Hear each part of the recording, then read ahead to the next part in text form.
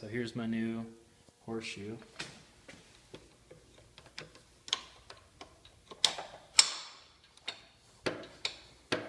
Take my collet.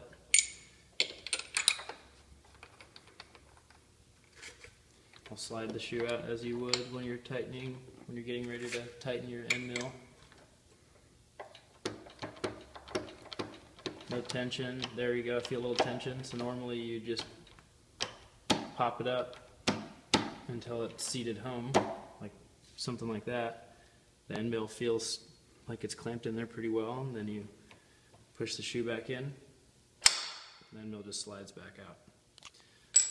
So the collet closer keeps popping back up the minute that you push the shoe back in, no matter how hard I tighten it.